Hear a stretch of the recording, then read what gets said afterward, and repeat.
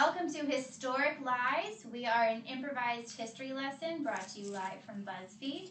Our topic today comes from our lovely producer, James. And we don't know what it's going to be yet. We don't know what we're history experts in, but we're about to find out. Lip gloss is the topic of the day. Perfect. Thank you. Lip gloss. Well, we both have used lip gloss in the past, but when we first used it, it was super, super sticky, and we were like, I wonder why that happens.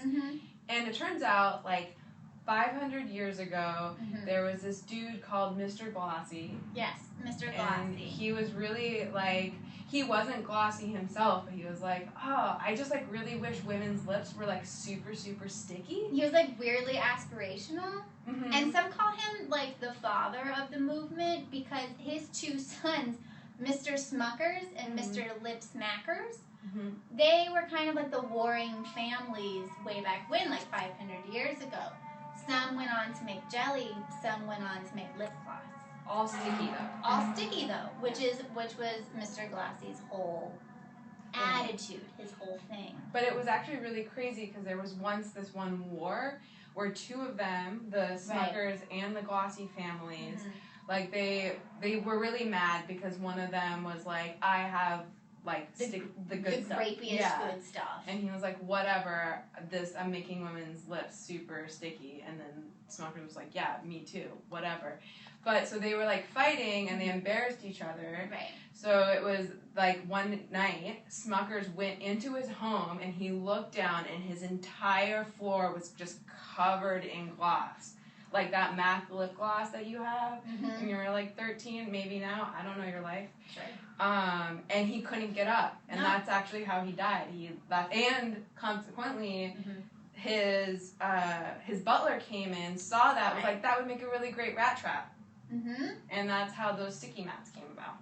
So when you really think about it, like the history of women and the history of rats are very similar. They're really similar. They've both been persecuted for so long with sticky things. And it's like tragic when you think about it. That's really what lip gloss is. It's rat traps for your mouth. Which is a terrible way to live. And it's really something you don't think about in today's society. No, you don't. And it's like, free yourself from it, you know? You don't need it. You don't need it. You don't need to, like, smack your lips together forever. No. We don't need that jelly in our lives. You know what we need? Burt's Bees never went about that. No. Burt's Bees was natural. Natural. Never tried organic. Never tried to hurt women. Or rats. True. Friend of animals. Yeah. And speaking of organic, the next topic, if you guys are ready, is going to be dog shampoo. Organic dog shampoo. Oh, yeah. Organic dog shampoo. Sure. We are also historic experts in that. Yeah. Well, that's the thing is, like, first of all, like, dog shampoo is very, very different than human shampoo. Extremely different. It's so different. Could not be more different from human shampoo. And most people just think it's, like, the scent, but it's actually, like, what it's made out of and, like, what it's for.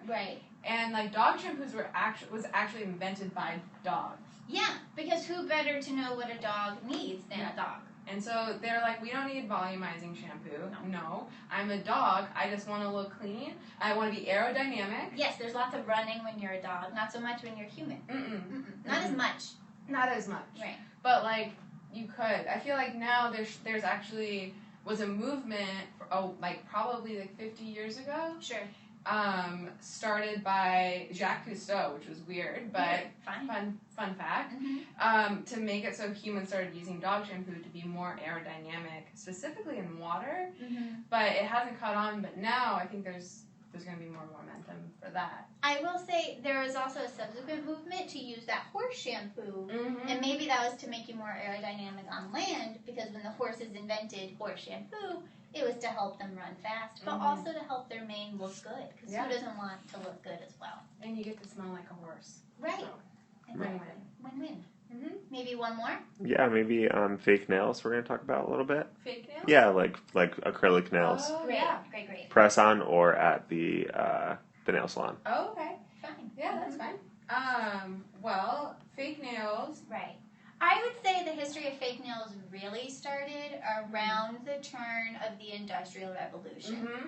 Because when you're looking at soot all day, the last thing you want to look down at is see more soot.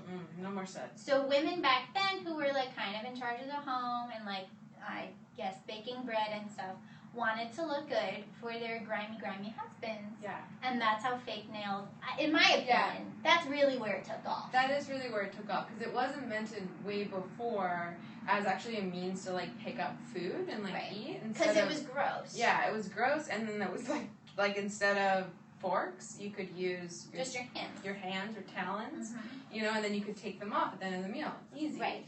Yeah, that's true. That's a good point. Yeah. They were originally disposable. You would use them for the one meal, and then you would just get rid of them, because then they were dirty. Exactly. And then with the Industrial Revolution, that came about, but then it started being a trend for men to wear them, but only on their toes. So, like, they would go to work and be like, I have a fancy secret. It's a powerful thing. It's a really big power move. Once again, women and brats. Tormented. Tormented for life. For life. By men with fake nails on their toes. That's the secret. That's what you guys don't know. And that's why we're here to teach you today. That's been our history lessons. Thanks.